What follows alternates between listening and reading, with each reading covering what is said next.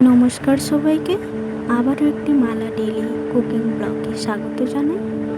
তো আজকে আপনাদের দেখাবো আমাদের নদী কেলেঘাই নদী বাঁধ। তো আপনারা শুনে থাকবেন যেখানে ধস হয়ে ভেঙে পড়েছিল বন্যায়, সংবাদপত্রের মাধ্যমে আপনারা হয়তো জেনে থাকবেন। তো ওখানে নোনা মাটি ওঠে, তো সেই নোনা মাটি হচ্ছে আমরা বাড়িতে নিয়ে এসে নাতা দেওয়ার ব্যবহার করি। তো আজকে আমি, আমার মা আর সেই বান্ধবীটা তিনজন মিলে গিয়েছিলাম ওই নোনা মাটিগুলো আনতে। তো আপনারা দেখুন আমরা কিভাবে নোনা মাটিগুলো তুলে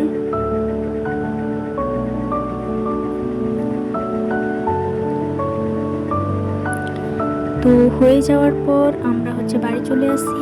আর বাবা আগের দিন কই মাছ কিনে আনছিল, খাওয়া হয়নি, সেগুলো হাঁড়ির মধ্যে জলে চাপিয়ে রাখা ছিল।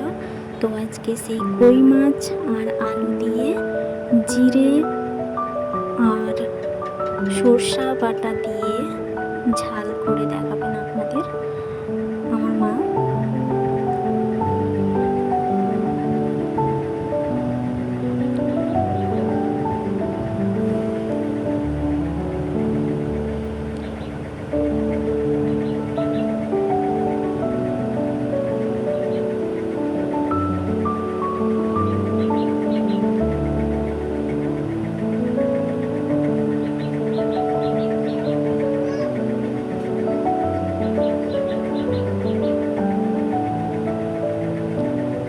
তো কই সর্ষে জিরে বানানোর জন্য যে যে উপকরণগুলো লাগছে তো আপনাদের দেখিয়ে দিই।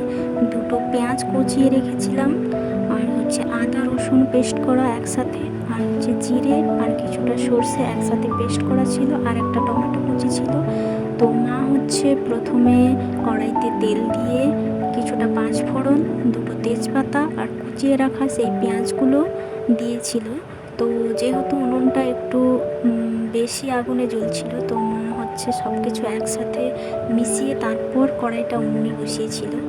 তো সব কিছু দিয়ে দেওয়ার পর একটু কষিয়ে নেওয়ার পর আগে থেকে মা বাটিতে করে কিছুটা লঙ্কার গুঁড়ি আর কিছুটা হলুদ জলে ভিজিয়ে রেখেছিল। তো কষিয়ে যাওয়ার পর পেঁয়াজগুলো সেই জলটা দিয়ে দিল। তারপর আবার একটু কষিয়ে যাওয়ার পর আগে থেকে সেদ্ধ করে আলু রাখা ছিল, তো মা সেই সেদ্ধ করা আলুগুলো দিয়ে দিল। দিয়ে হালকা নাড়াচাড়া করে নেওয়ার পর সেই যে জিরে আর সর্ষে ভাজাটা আগে থেকে বেটে রাখা ছিল সেইটা মা দিয়ে দিল, আর কিছুটা চিনি দিয়ে দিল যাতে টেস্টটা একটু বেশি হয়। তো সব কিছু কষিয়ে নেওয়ার পর মা জল দিয়ে দিল। সেই জলের মধ্যে একটু ফুল আসতেই